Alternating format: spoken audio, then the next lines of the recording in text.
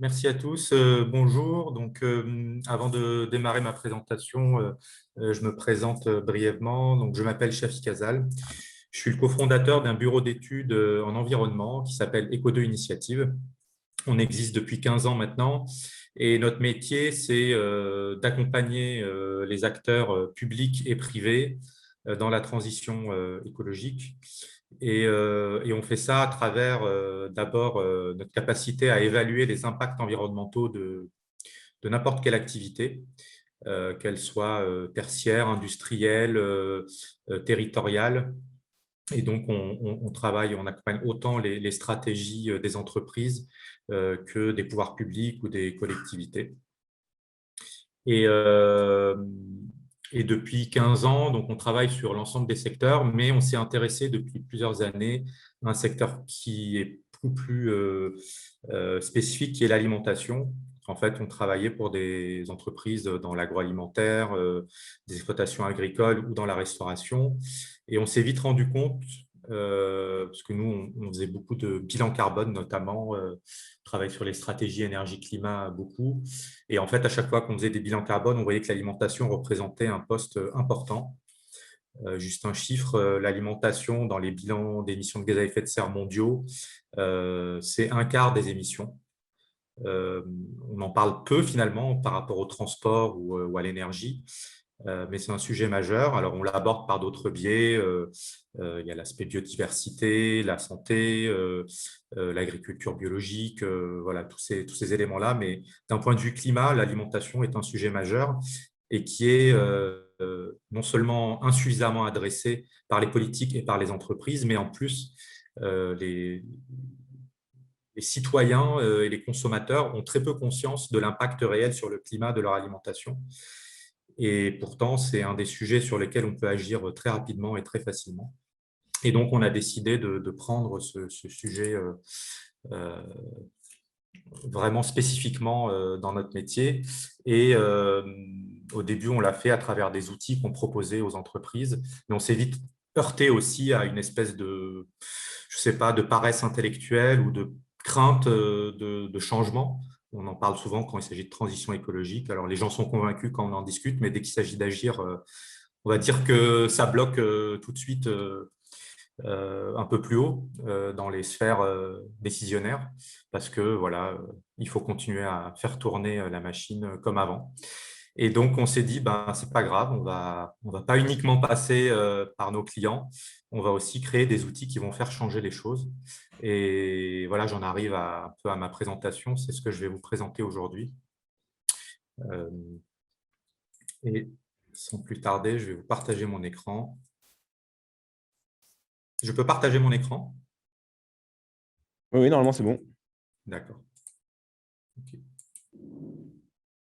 Vous me dites si vous voyez. Ouais, ça fonctionne, super. OK. Donc, j'en arrive à mon sujet, donc, qui est l'éco-score. Alors, je ne sais pas si vous en avez entendu parler, mais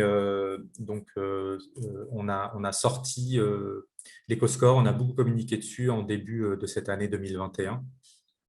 Et donc, l'objectif, là, c'est de vous parler un peu de tout ça. C'est un outil nouveau qu'on a sorti qui devrait faire pas mal bouger les choses et qui est un peu la synthèse de tout ce qu'on a mené depuis 10 ans autour de l'alimentation. En sommaire, en fait, ce que je vais vous raconter, c'est de vous expliquer ce que c'est que l'éco-score, qui l'a lancé, quels sont les objectifs et comment on l'évalue. Et puis, vous présenter des cas pratiques de différents acteurs qui ont lancé l'éco-score et qui l'ont implémenté. Donc, je vais y revenir après dans ma présentation. Donc, l'éco-score, qu'est-ce que c'est? En fait, c'est un indicateur très simple avec un code couleur du vert au rouge, avec une note de A à E. Donc, si vous connaissez un petit peu le Nutri-Score, qui est aujourd'hui de plus en plus sur les paquets des produits qu'on achète dans les magasins, c'est un peu la même chose. Donc, c'est la même chose. On a une note de A à E très simple à comprendre avec un code couleur qui dit que voilà, tout ce qui est en vert avec une note A ou B est bon pour la santé en ce qui concerne le Nutri-Score et D, E, c'est moins bon. Et donc, pour l'environnement et l'éco-score, on a fait la même chose. Et donc, l'éco-score, c'est un indicateur qui sera affecté à des produits alimentaires et qui va indiquer au consommateur si c'est bon ou pas en termes d'impact sur l'environnement. Derrière cette présentation simplifiée, il y a toute une méthodologie fondée scientifiquement et en plus qui répond aux enjeux environnementaux les plus urgents et on va dire sur lesquels on a un grand consensus. Je vais rentrer dans les détails après. Il y a deux approches qui sont à peu près les mêmes et qui ont une méthodologie un petit peu différente.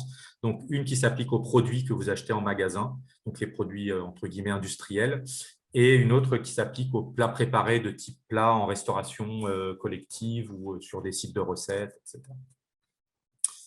Voilà pour une petite introduction. Alors, qui a lancé l'EcoScore? L'EcoScore est une initiative collective de plusieurs acteurs de l'alimentation qui sont des acteurs engagés avec des structures et des approches différentes. Donc, vous retrouvez ici, je pense, des logos que vous connaissez. Donc, il y a notamment les applications consommateurs de scan de produits, donc comme Yuka qui est la plus célèbre. Il y a aussi ScanUp, Open Food Facts, Étiquetable, dont on est à Éco d'Initiative à l'origine aussi, qui est une application mobile qui accompagne les consommateurs dans le bien manger. Donc ça, c'est le côté consommateur. Ou Frigo Magique également. Donc, il y a une app qui aide à cuisiner les restes qu'on a dans son frigo. Et ensuite, vous avez des acteurs plus de l'alimentation. Donc, Food Cherry et Season, qui sont des traiteurs, des entreprises, des startups de livraison de plats cuisinés à domicile. La Fourche, qui est une épicerie bio en ligne. Vous pouvez commander en ligne les mêmes produits que vous retrouverez en magasin ou chez Naturalia ou Biocop. Et puis le site de recettes très célèbre Marmite. Donc ça, c'est les acteurs qui se sont mis ensemble et on a travaillé pendant plus d'1 an pour valider la méthodologie et l'implémenter sur tous ces outils-là. Et donc le 7 janvier dernier, on a communiqué et sorti cet EcoScore, une initiative collective qui est vraiment quelque chose d'assez inédit en termes de travail collaboratif entre plusieurs acteurs privés. Donc, on est assez fiers d'avoir réussi à faire ça. Et donc, l'objectif qu'on poursuit tous avec cet EcoScore, et ça va rejoindre un peu mon introduction sur comment changer les choses en termes alimentaires. L'idée, c'est d'abord d'avoir un outil pédagogique qui va sensibiliser les consommateurs sur l'impact de leur alimentation et leur donner un peu des clés pour comprendre ce qui est ou pas impactant. Mais c'est aussi un outil de changement, donc pour l'aider à faire des choix différents. Donc du côté consommateur, mais aussi du côté professionnel, ceux qui nous font à manger, donc que ce soit les marques, les distributeurs ou les restaurateurs, pour les aider à être eux-mêmes plus transparents, faire évoluer leur offre et réduire leur impact. Donc c'est un outil qui se veut apporter cette solution des deux côtés. L'idée, c'est que ce soit une méthodologie qui se diffuse à grande échelle. On a beaucoup d'ambition. Donc là, pour l'instant, on a démarré en France. Il y a un distributeur belge qui a lancé l'EcoScore et on espère diffuser bien au-delà à terme pour avoir cet affichage environnemental aux consommateurs. Pour cela, la méthodologie est transparente. Il y a un site internet où tout est sourcé et tout est expliqué. Donc, n'importe qui peut comprendre la méthodologie. Ce n'est pas une boîte noire. Et donc, il peut l'implémenter s'il le souhaite. Et l'idée, c'est d'apporter aussi une pierre à l'édifice pour aboutir à un affichage généralisé, peut-être demain un affichage officiel, réglementaire. Voilà, ça fait 10 ans qu'il y a des tentatives de réflexion sur de l'affichage environnemental et qui butent sur un certain nombre de freins. Eh bien, nous, on les a levés. Et donc, aujourd'hui, on a une approche qui permet de faire ça à grande échelle. Tout cela arrive dans un contexte également favorable. Donc, l'affichage environnemental fait partie des demandes de la Convention citoyenne pour le climat et donc fait partie aussi d'un des articles de la loi climat qui est en cours de discussion actuellement à l'Assemblée, qui fait suite à la Convention citoyenne sur le climat. Il y avait dedans une demande sur un affichage, alors ça s'appelait un CO2 score. Et donc, aujourd'hui, ça va se traduire dans le projet de loi en cours. Et il y a également une expérimentation qui a été lancée en février 2020, qui est pilotée par le ministère de la Transition écologique et de l'ADEME, autour de l'alimentation en particulier, pour développer et harmoniser un affichage environnemental. Donc, on est en cours actuellement. Les travaux seront rendus d'ici la fin de cette année. Voilà pour le contexte. Donc, on arrive, nous, dans ce contexte-là. Alors, je rentre un peu plus dans les détails et comme ça, vous allez voir un petit peu plus ce qu'il y a derrière. Donc, cette note qu'on obtient, comme je vous disais, elle est basée quand même sur des données assez précises et scientifiques. Donc, il y a un premier socle sur la gauche, sur ma slide, de cet impact, qui sont les impacts environnementaux qui correspondent à ce qu'on appelle l'analyse de cycle de vie d'un produit. Et donc là, on va évaluer tous les impacts sur l'environnement pendant tout le cycle de vie d'un produit alimentaire, du champ, donc de sa production ou de l'élevage, avec toutes les étapes de transport, d'emballage, jusqu'à sa fin de vie. Et donc, toutes ces données viennent d'une base de données officielle qui s'appelle Agribalise. Donc, on utilise une base de données d'analyse de cycle de vie. Et ce premier socle va donner une note sur 100 pour le produit. À cette partie-là, on vient rajouter, nous, des bonus, malus, suivant des critères supplémentaires qui ne sont pas forcément bien pris en compte dans les analyses de cycle de vie et qui correspondent aussi à des enjeux environnementaux majeurs. Et donc, ces critères correspondent, par exemple, à la recyclabilité des emballages. Donc, typiquement, on a beaucoup de discussions actuellement sur la nocivité des plastiques. On a des malus qui viennent se rajouter quand on a des produits plastiques non recyclables qui sont utilisés pour les emballages. Les labels, donc tous les labels de qualité environnementale et notamment les labels biologiques, mais il y en a d'autres, le label rouge pour certaines viandes, les labels de commerce équitable qui protègent de la déforestation sur le café ou le chocolat.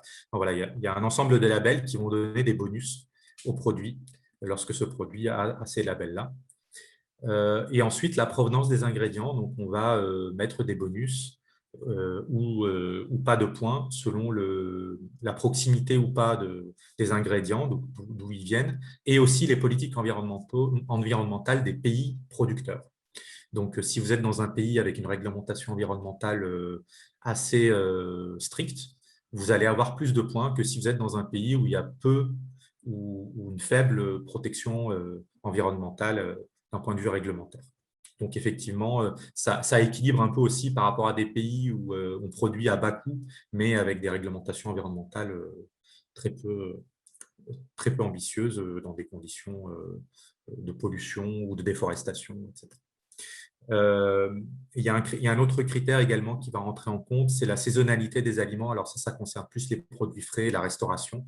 Donc typiquement, vous aurez un malus si vous faites une salade de tomates en janvier et que vous la servez au restaurant, vous aurez un malus sur le plat. Donc c'est aussi pour encourager à cet aspect de saisonnalité des aliments qu'on a oublié finalement, puisque maintenant on a des fruits et légumes toute l'année qui poussent sous des serres chauffées.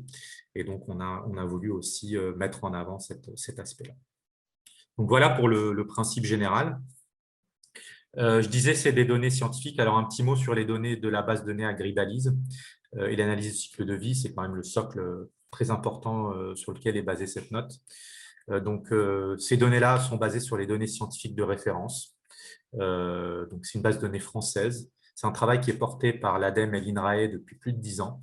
Avec des centaines d'experts qui ont travaillé sur ces données-là. L'analyse du cycle de vie est le cadre et la méthodologie incontournable au niveau national, mais aussi international, sur ce que c'est que l'impact environnemental. Alors là, on parle de l'alimentation, mais l'analyse du cycle de vie peut se faire également sur une voiture, sur un ordinateur ou sur tout autre produit. Ça fonctionne également. La base de données Agribalise comprend 2500 produits alimentaires, ce qui en fait une des plus grosses bases de données au monde d'analyse du cycle de vie de produits alimentaires.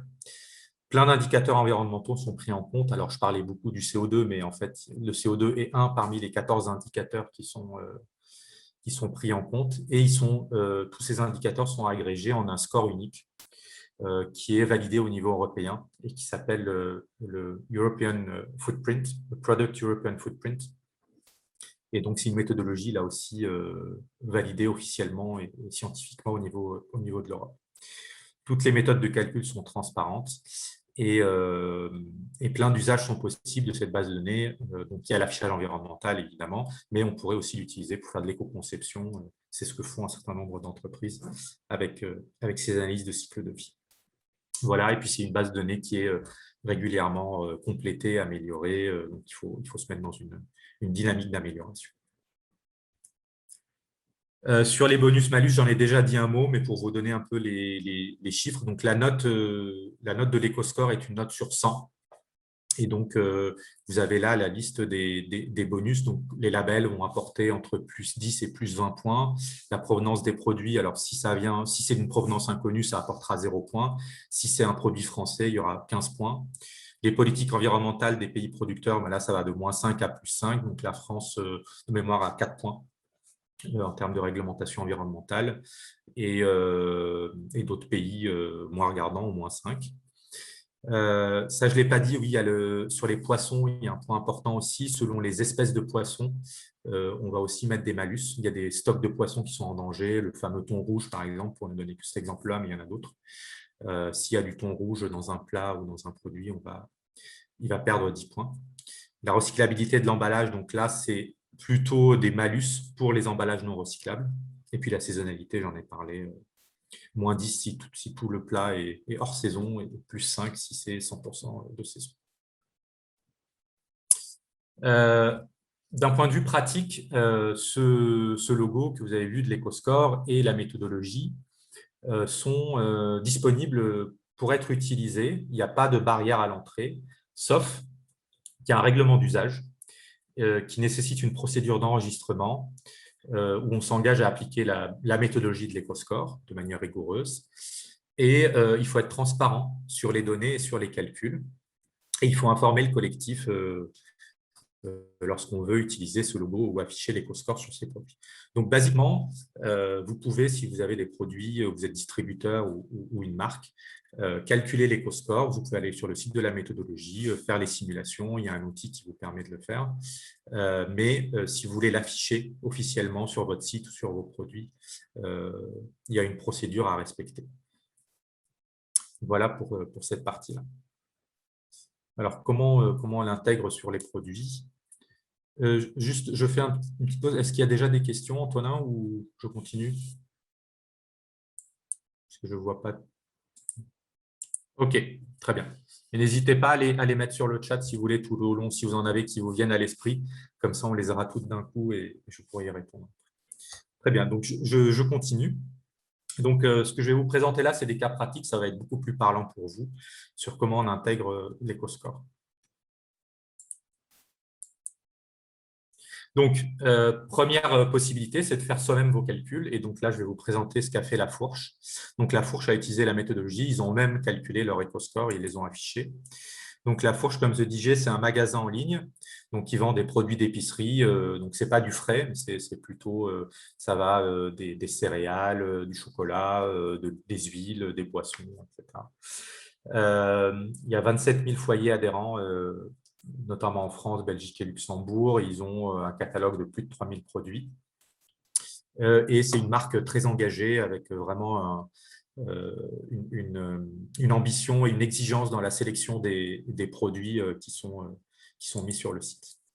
Alors, comment ça se présente l'EcoScore? Donc là, vous avez le site internet de La Fourche. Donc, vous voyez en bas, là, encadré en rouge, l'EcoScore du produit. Donc là, c'est un chocolat. Et vous avez aussi la note Yuka qui s'affiche, la note santé Yuka et l'EcoScore qui est affiché là. Vous avez aussi, donc La Fourche a produit quelques produits avec sa marque propre. Donc là, vous voyez une farine et un chocolat. Et donc là, vous retrouvez l'EcoScore à côté du Nutri-Score. Et il est apposé sur les packaging. Donc ça, c'est quand vous commandez un de ces deux produits que vous recevez chez vous, il y a déjà l'EcoScore qui est apposé sur le packaging. Donc La Fourche a fait lui-même ses scores. Vous avez une autre manière de faire, c'est de passer par les plateformes de scan qui elles-mêmes calculent les éco-scores des produits. Alors là, on parle des produits industriels avec un code barre. Donc, je les ai cités, Open Food Fact, ScanUp et Yuka. Alors, je vais rapidement vous expliquer les différences de chacun et ce qu'ils font. Donc, Open Food Facts, c'est un peu le Wikipédia de l'information alimentaire. Donc, c'est un site ouvert, collaboratif, et il y a une application mobile également. C'est les premiers qui ont affiché le Nutri-Score, notamment, avant même qu'il soit officiellement adopté. Et aujourd'hui, quand vous scannez un produit avec Open Food Facts, vous avez l'éco-score qui s'affiche en plus d'autres indicateurs, notamment santé, comme le Nutri-Score ou le score Nova sur la transformation des aliments. Et donc, sur le site d'Open Food Facts, là, vous avez tous les détails. Donc, à gauche, vous avez la note de l'éco-score et en dessous, tous les détails de l'analyse de cycle de vie, les bonus-malus complémentaires qui ont été ajoutés. Donc, vous avez tout le détail de la note qui permet d'obtenir le score. Donc, c'est en totale transparence. Et l'avantage, c'est que alors, Open Food Facts ont scoré 240 000 produits. C'est énorme. Sauf qu'il y a plein de produits où il manque des informations. Et donc, les utilisateurs, au fur et à mesure, viennent se connecter sur le site d'Open Food Facts et compléter les informations, par exemple, sur les labels, sur le packaging, les emballages, sur l'origine des ingrédients, s'ils sont inscrits ou pas. Et les marques peuvent également contribuer à donner les informations sur leurs produits. C'est là où on retrouve cette notion de transparence. Donc, pour avoir l'éco-score le plus juste possible, les marques ont tout intérêt à renseigner dans Open Food Facts les données concernant leurs produits.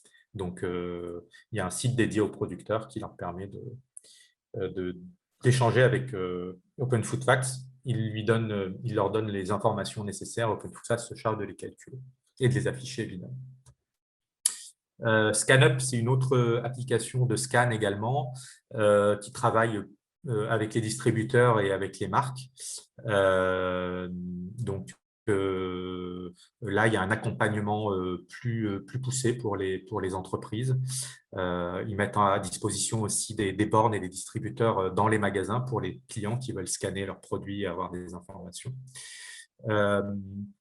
Et donc, ScanUp va aider les entreprises également à faire le calcul de l'éco-score de leurs produits, à faire des analyses concurrentielles, à identifier les leviers d'amélioration. Il y a un calculateur qui est en ligne sur leur site. Donc là, on est plus dans une approche hybride entre l'affichage aux consommateurs et l'accompagnement des marques et des entreprises qui le souhaitent. Et enfin, Yuka.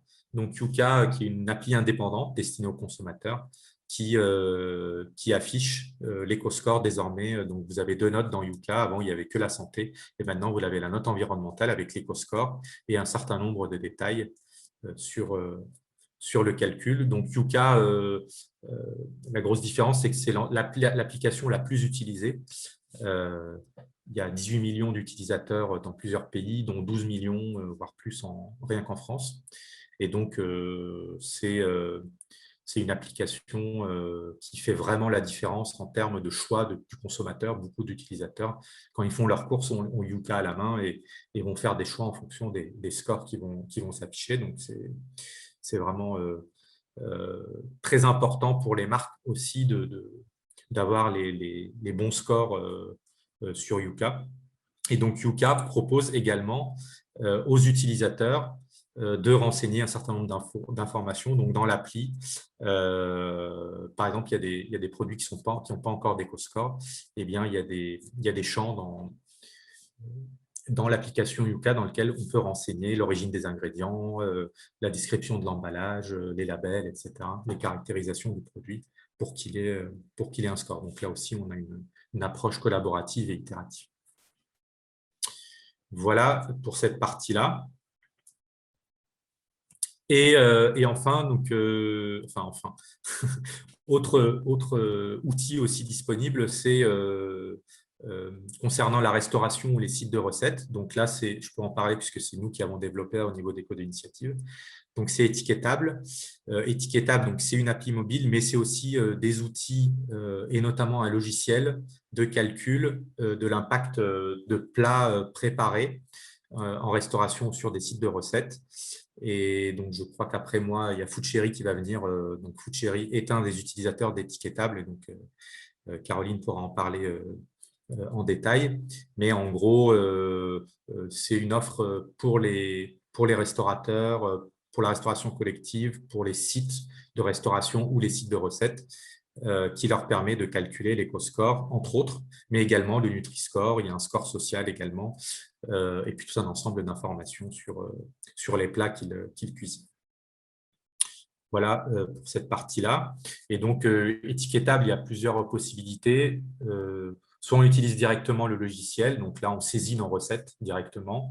Soit également, on a mis en place des API donc, qui permettent aux entreprises d'avoir une communication entre leur site, soit leur logiciel de gestion de recettes et leur site d'affichage des infos et le site d'étiquetable.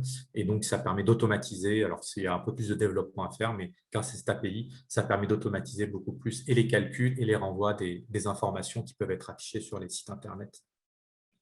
Et puis, on propose également d'aider les acteurs qui le souhaitent à intégrer les calculs directement dans leur propre système d'information. Alors, c'est un peu plus lourd, mais ça a un avantage aussi, c'est que ça permet de pérenniser en interne le calcul, même si ça a un désavantage, c'est que ça nécessite quand même une maintenance et un suivi, puisque l'éco-score est amené à évoluer, les méthodologies et les bases de données évoluent. Donc, il faut trouver le bon équilibre entre les deux. Mais il y a toutes ces possibilités disponibles. Et donc, les utilisateurs qui affichent l'éco-score aujourd'hui avec étiquetable, donc Foodcherry, je ne vais pas trop en parler, mais je laisserai la primeur à la présentation d'après. Et puis, Marmiton, donc le site de recettes bien connu. Donc aujourd'hui, il y a une API qui est mise en place entre le site de Marmiton et l'étiquetable. Et donc sur le site de Marmiton, maintenant, vous avez un petit i qui s'affiche sur chaque recette. Si vous cliquez dessus, vous avez et le Nutri-Score et l'Eco-Score qui s'affichent pour toutes les 70 000 recettes de Marmiton. Et donc, à chaque fois qu'il y a une nouvelle recette qui est créée dans Marmiton, elle est renvoyée sur le site d'étiquetable qui renvoie les résultats de calcul directement sur le site Internet de Marmiton. Donc, tout ça, est automatisé. Voilà donc pour une application pratique. Voilà, j'ai fait condenser, comme ça laisse du temps pour les échanges. Mais voilà, je voulais vous présenter cette initiative. Comme je vous le disais, c'est une initiative qui a vocation à se développer. On a beaucoup de contacts actuellement au niveau européen également, avec des distributeurs et des marques qui sont très intéressés. On travaille avec des acteurs assez connus également, par exemple, de la restauration collective. Donc là, Elior, le groupe Elior va mettre en place l'éco-score en expérimentation dans plusieurs de ses restaurants. Et on discute avec les autres acteurs de la restauration collective, mais aussi des grands noms de la distribution et des marques de produits. Donc, vous allez en entendre parler de plus en plus dans les mois à venir et on espère au-delà de la France et de l'Europe. Voilà un petit peu pour cette présentation et je suis disponible pour répondre à vos questions. Merci beaucoup, Shafik, pour cette super présentation.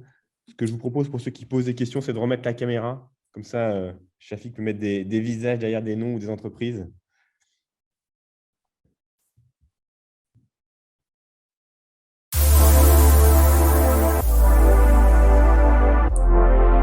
Alors, peut-on avoir le lien vers le site de l'EcoScore? Oui, je vais vous le mets juste après.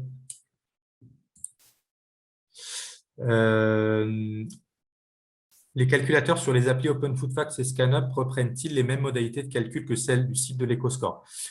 Oui, tout à fait. C'est exactement les mêmes. Tout s'appuie, tout ce que j'ai présenté là, toutes les applis et les outils et les distributeurs s'appuient sur la même méthodologie officielle qui est sur le site de l'EcoScore. Tout à fait. Vous évoquiez l'article de la loi climat. Prévoyez-vous de travailler avec d'autres secteurs de l'alimentaire que l'alimentaire? Alors, pour l'instant, on est concentré sur l'alimentaire parce qu'il y a quand même déjà un énorme travail. L'EcoScore est adapté vraiment à l'alimentation. Il n'est pas prévu pour l'instant d'aller sur des secteurs qui n'ont rien à voir avec l'alimentation. Par exemple, actuellement, il y a le secteur textile qui est en train de travailler sur un affichage environnemental. Et demain, il y aura probablement d'autres secteurs industriels. Pour l'instant, ce n'est pas le cas. Alors nous, à Eco2 Initiative, on travaille avec d'autres secteurs, mais on n'a pas développé de méthodologie encore d'affichage là-dessus. Je dirais que s'il y a un secteur sur lequel on ira probablement après le secteur alimentaire, c'est probablement le secteur hygiène, beauté, cosmétique, parce que c'est le plus proche de ces produits-là en termes de consommateurs également. Et d'ailleurs, c'est déjà le cas puisque les applis comme Yuka ou Open Food Facts notent sur l'aspect santé ce type de produits. Et des sites comme La Fourche vendent aussi ce genre de produits d'hygiène. Enfin, voilà, on les retrouve souvent à côté de l'alimentaire. Mais ce n'est pas pour tout de suite. C'est quand même des types de produits assez différents. Donc, ça va nécessiter quand même un travail euh, scientifique, comme on l'a fait sur l'alimentation, plus spécifique pour ce type de produit. Donc, oui, on aimerait bien aller au-delà, mais c'est quand même, voilà, on ne veut pas faire ça à la légère, donc ça demandera quand même pas mal de travail. Et donc, on est concentré pour l'instant pour peaufiner la méthodologie et la rendre vraiment stable et solide sur l'alimentaire. Bonjour, vous travaillez avec les CROUS. Alors oui, on va travailler avec les CROUS. On a des discussions avec les CROUS et il va y avoir quelque chose sur quelques CROUS en France. Effectivement, alors pas au niveau national pour l'instant, hein, mais on est en partenariat avec le WWF qui, lui, mène des actions avec les CROUS et donc on va essayer de faire des choses effectivement avec les CROUS. Alors, merci. Y a-t-il un groupe liste de restaurateurs lyonnais labellisés EcoStore? Alors, EcoScore, je me dis. Alors, c'est pas, on labellise pas des restaurants, on labellise pas des distributeurs, c'est vraiment les produits qu'on va afficher. Et donc, pour l'instant, des restaurateurs, non. Il n'y a pas si vous pensez à des restaurants commerciaux, ce n'est pas le cas. Et lyonnais encore moins, mais pourquoi pas un jour. C'est vrai que la méthodologie va être beaucoup plus simple à mettre en place sur soit des chaînes de restaurants. En fait, c'est des restaurateurs qui ont une quantité de produits récurrents déjà suffisamment, on va dire entre guillemets, industrialisés dans le sens où il y a des fiches recettes stables qui sont dans des systèmes d'information, etc., qui vont permettre d'automatiser. Ce serait possible sur un restaurant, mais il faudrait que le restaurateur, tous les jours, s'il a sa carte qui change, qui recalcule ses scores. Mais s'il a une carte assez stable, il pourrait très bien le faire, effectivement. Donc, bon, là, on n'est pas dans la meilleure période pour les restaurateurs, donc je pense qu'ils avaient d'autres priorités, mais j'espère qu'à terme, on aura effectivement également des restaurateurs qui vont s'impliquer là-dedans. Moi, si vous êtes… Oui. Ouais, non, j'ai une question pour toi, du coup. Est-ce que tu peux nous en dire un peu plus sur ce que tu fais avec la restauration collective? Et comme il y a pas mal d'entreprises dans le groupe qui, donc, du coup, ont des restaurants collectifs, peut-être donner un peu des clés sur qu'est-ce qu'elles pourraient faire vis-à-vis de leurs prestataires, comment est-ce qu'elles pourraient pousser le sujet avec eux? Oui, effectivement. Alors, c'est vrai que là, j'ai présenté l'EcoScore comme si c'était à des structures qui ont des produits alimentaires. Mais effectivement, si vous êtes une entreprise qui fait autre chose que de l'alimentation et que vous avez un site avec pas mal d'employés, vous avez effectivement un restaurant sur place sur lequel il y a déjà des actions qui peuvent être menées. Alors, sur la restauration collective, là, l'EcoScore est tout à fait adapté. Et comme je disais, on est en train de travailler avec Elior, mais on discute aussi avec d'autres acteurs comme Sodexo ou Compass, pour que l'EcoScore soit affiché donc dans le self, dans le restaurant d'entreprise, sur la plus grande offre possible et à minima sur les plats principaux et sur certaines entrées et desserts. Pour que quand le convive arrive et qu'il prend son plateau pour choisir ses plats, il puisse avoir l'information. Dans votre restaurant, vous avez toujours le nom du plat, le prix qui est affiché, peut-être les labels. Et bien là, il y aurait l'EcoScore qui serait affiché également. Et donc, nous, notre ambition, ce serait que ce soit présent dans tous les restaurants d'entreprise et que ça permette également aux convives de faire des choix. Alors, vous n'êtes pas obligé de prendre selon ce critère-là, mais il y a des convives qui seraient très intéressés, qui ont une conviction, qui ont envie de consommer bon pour l'environnement et pour qui cette information serait très intéressante. Et je rajouterai, et là, vous pourrez reposer la question également tout à l'heure à Food Cherry, mais c'est aussi un outil qui permet aux restaurateurs de s'améliorer, d'améliorer son offre. Par exemple, il y a des plats qui vont se retrouver peut-être avec un éco-score C. Et en fait, il ne suffirait pas de beaucoup pour les faire passer en B. Il faudrait peut-être approvisionner tel produit en bio ou en local, changer un petit peu la recette pour faire mettre 15 grammes de viande en moins et le produit pourrait tout de suite passer en vert. Donc, vous voyez qu'il y a aussi une possibilité d'éco-conception pour le restaurateur. Donc, vous, si vous êtes une entreprise et que vous avez un restaurant, ben, vous avez, on va dire, une marge de manœuvre vis-à-vis de votre prestataire de restauration et vous pourriez très bien intégrer cette demande, soit dans les cahiers des charges, soit dans les marchés que vous avez avec le prestataire, soit en cours de route, lui demander de le faire. Donc, s'il y a déjà des gens qui travaillent avec Elior, ben, ça va être très facile.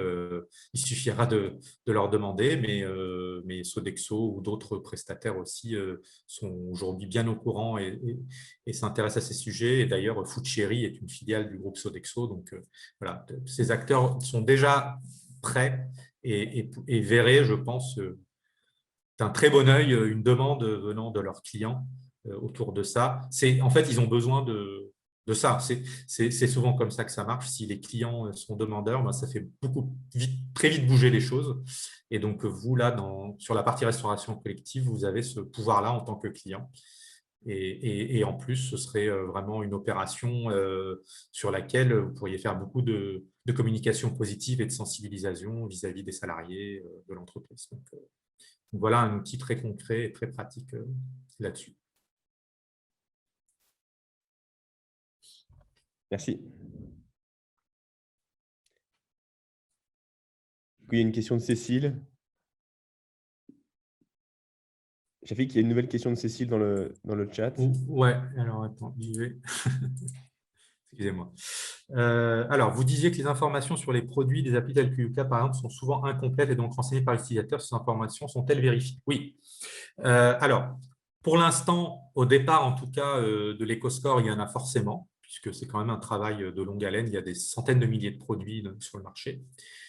Alors là, il y a deux outils un peu différents. Open Food Facts, on va dire que il y a des vérifications, mais comme c'est vraiment ouvert, il y a beaucoup d'informations incomplètes.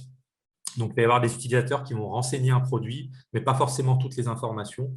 Donc là, vraiment, ça prend plus de temps pour que ces données soient plus complètes. Mais sur les produits les plus courants, elles le sont, puisqu'il y a des vérifications qui sont faites. Et par contre, sur Yuka, là, tout est vérifié. C'est-à-dire que Yuka ont moins de produits aujourd'hui avec un EcoScore que Open Food Facts, mais parce qu'ils font des vérifications beaucoup plus poussées. Donc, il y a les utilisateurs qui vont renseigner, mais il y a un check aussi par Yuka derrière.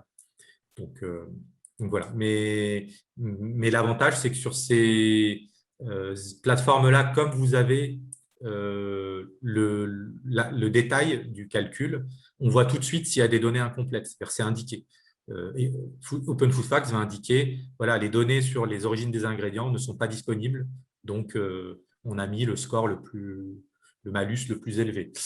Ou alors, le packaging n'est pas renseigné. Pareil sur Yuka. Et donc, il suffit, dans ce cas, de le compléter. Soit l'utilisateur peut le faire en regardant lui-même le paquet qu'il a scanné, soit la marque. Mais voilà, ça va. Je pense que d'ici la fin de l'année, on sera beaucoup plus complet pour tous ces produits. Du coup, j'ai une autre question, Shafik, pour toi. Je reviens sur la restauration collective. Est-ce que tu as aussi des exemples d'actions autour de justement comment les clients peuvent influencer sur les menus, notamment réduire la part de la viande ou tous les aliments qui sont négatifs pour l'environnement. Est-ce que tu as des exemples là-dessus? Oui, alors aujourd'hui, c'est déjà le cas, hein. Il y a de plus en plus de clients, donc d'entreprises qui ont un restaurant d'entreprise, qui rajoutent, donc ça c'est la politique achat de l'entreprise, hein, qui rajoute des critères de plus en plus précis sur les contenus de l'offre alimentaire.